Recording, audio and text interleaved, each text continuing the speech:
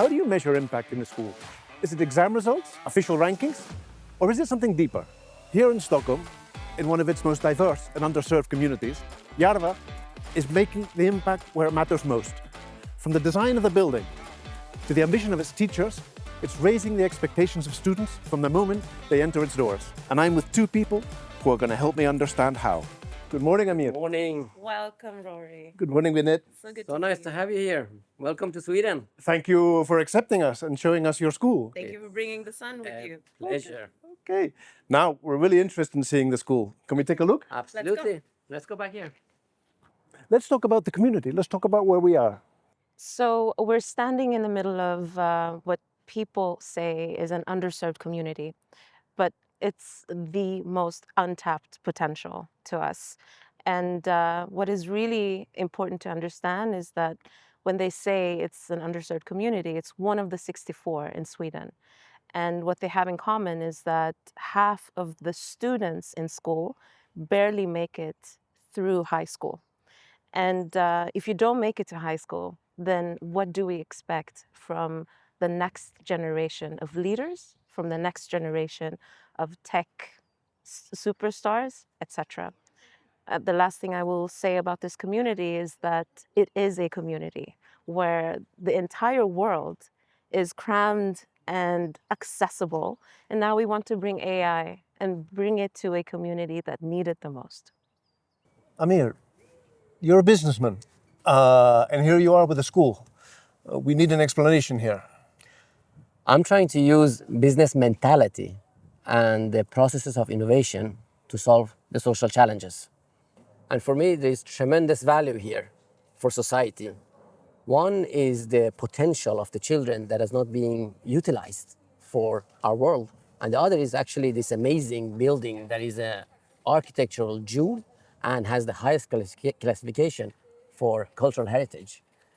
It's been closed, dark, and created an unsafe environment in this community for years. And for us, it was important to bring light, life back to it, and by that, creating opportunity for the children here.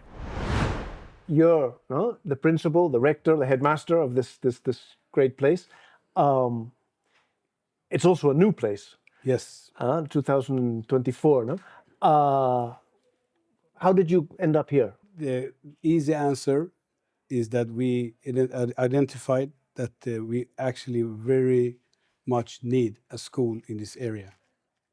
A school with right understanding about how to work with kids with multicultural background and different languages. What motivated you to come here? My experience that everything starts in school. So all the changes you want to have in society have to begin in the school. Correct me, if I'm wrong, also Amir, but it's important this age group, from 16 to 19. Why is it so important, this age group? Is because education in Sweden is mandatory until year 9. High school is voluntary. Nobody is forcing them to come to this school or to any school. So society puts all its resources, or absolute majority of its resources, into preparatory. I mean, up to 16 years old. Up to 15, 16 years old. So it is not so many high schools or upper secondary schools that take this extra responsibility that we do and put in the resources and support structure, because it's not mandated from them. And so that is one of the big reasons that we started the school, is the students require more than society is providing right now. This connects to another question that I had, which was, what doesn't the Swedish education system understand about places like this? I think the education system understand, but they don't have the right resources for it. We know how to work with these kids, but we need partners and cooperations that want to invest in these kind of areas that with this special kind of needs. So what is for you the responsibility of AI, no, as educators with the students? What's the situation? I think we have a big responsibility because as of now, many upper secondary schools or universities are saying to the students, you're not allowed to use AI, you're not allowed to use AI. And then they enter the workplaces and they say, you have to use AI, you have to use AI. And this is really difficult. So we need to prepare them for the future and for where they are heading after this. And we need to merge these realities. So there is a big responsibility for us in that. From an operational level, in what sense is AI helping the school now? So we have some very important methods for us that are challenging, time consuming. So as an example, we look at the result 4 times every year, and all the students, and we identify the students that have more needs to reach the goals. So, like for this year, we started the year with 418 students that have some kind of needs, and more and less. So this is a very big analyze, and it affects the whole organization. So as an AI as a tool, we could plan everything and reach a good structure for the organization in a matter of a week. So you could say it saves the school money, which is important. Money, time, but also help us with strategy, because it's very easy to identify and see. It show you very clearly what you ask for.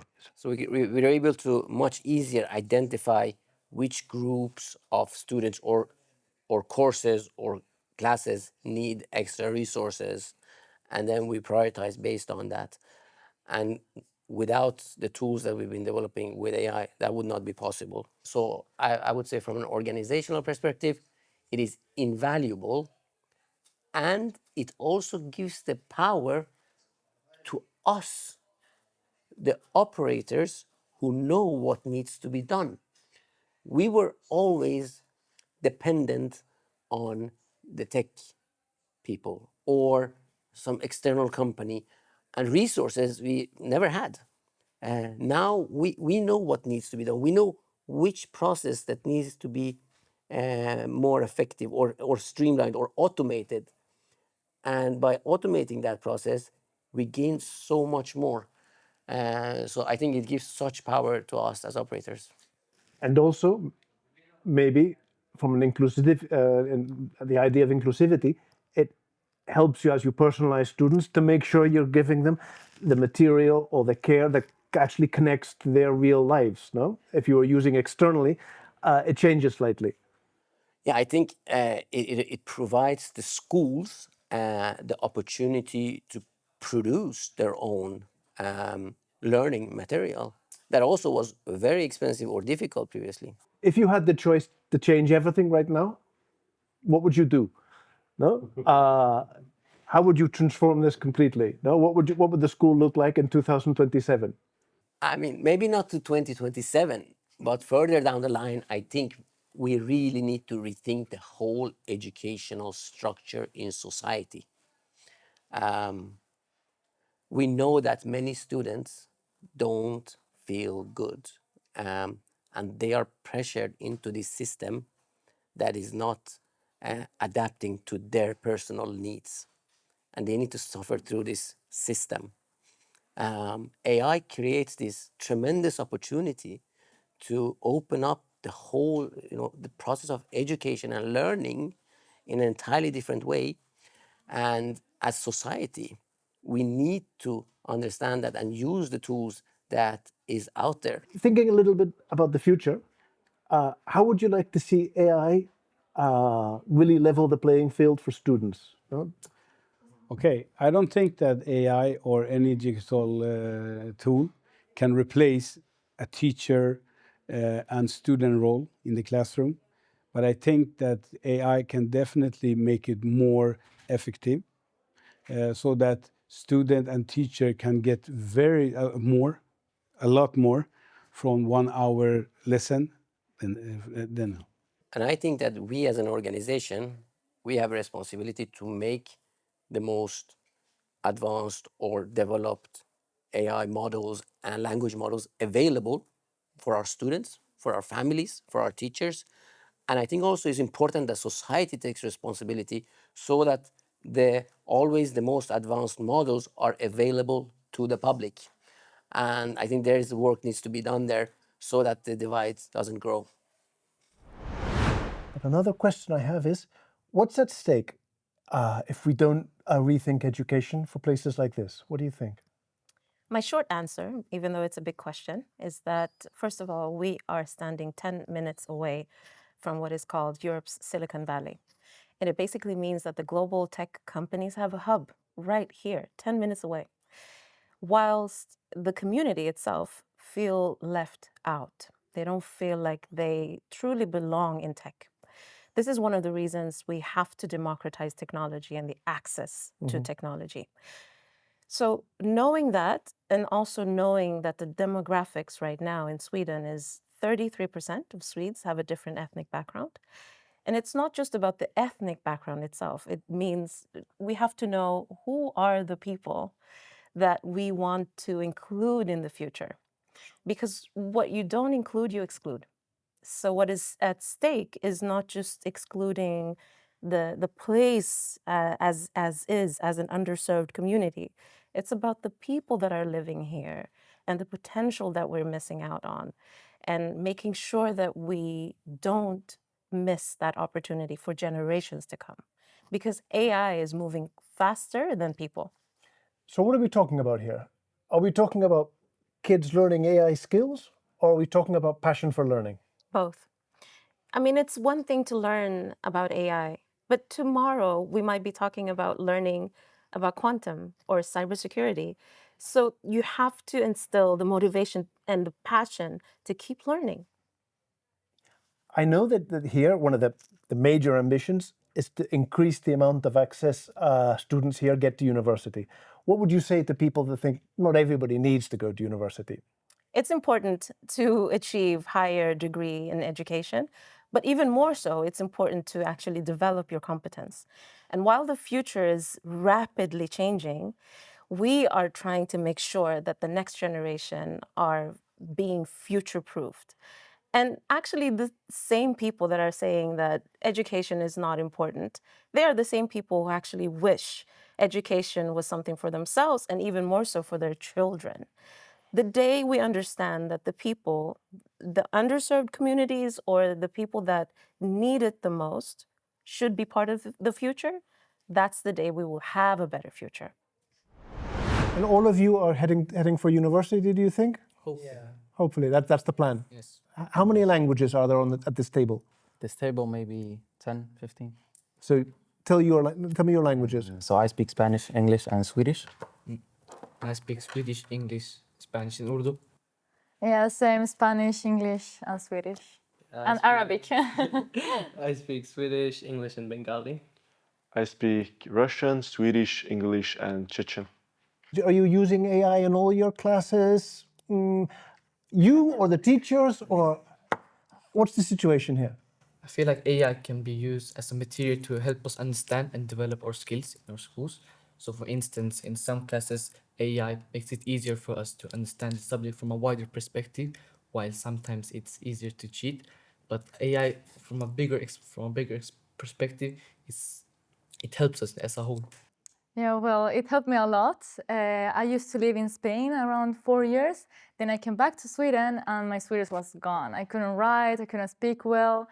And like 2 years in a row, I got F warning. That's like the you're barely making it warning. And I really tried. I read books, everything.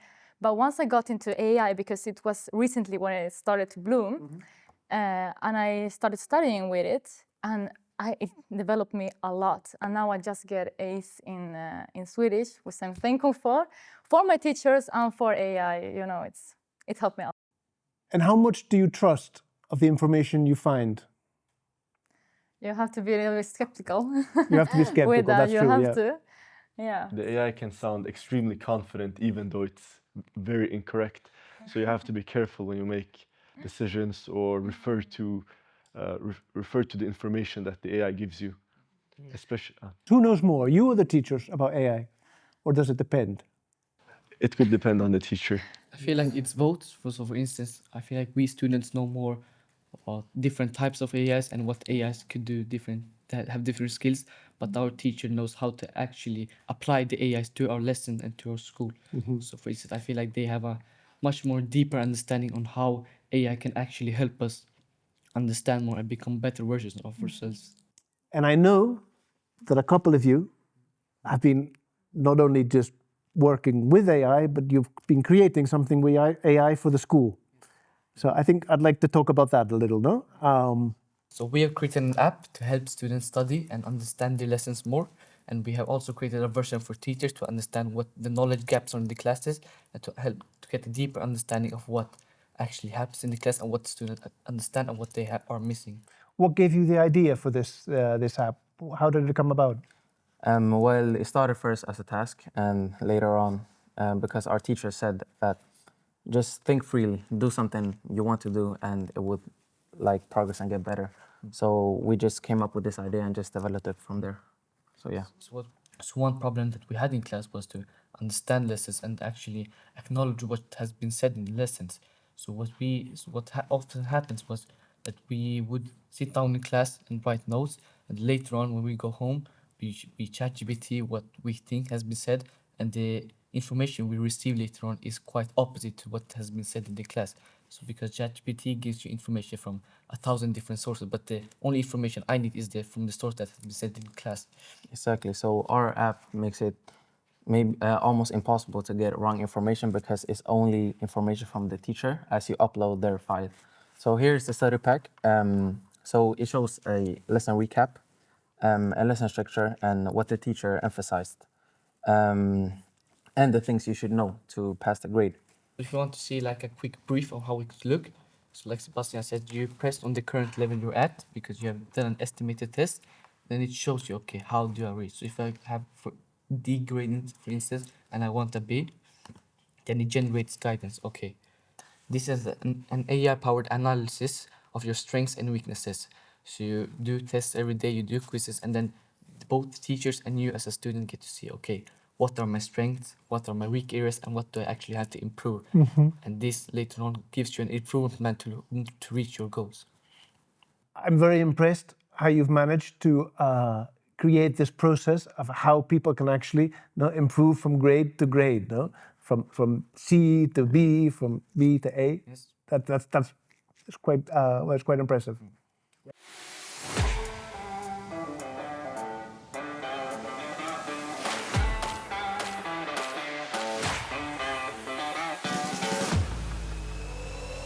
Thank you very much.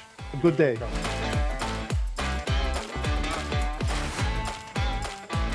This is the end of our day at Järva School. It's been a great day, full of amazing people, amazing energy, an amazing amount of languages. And if AI is the future, this school is a great place to see it start.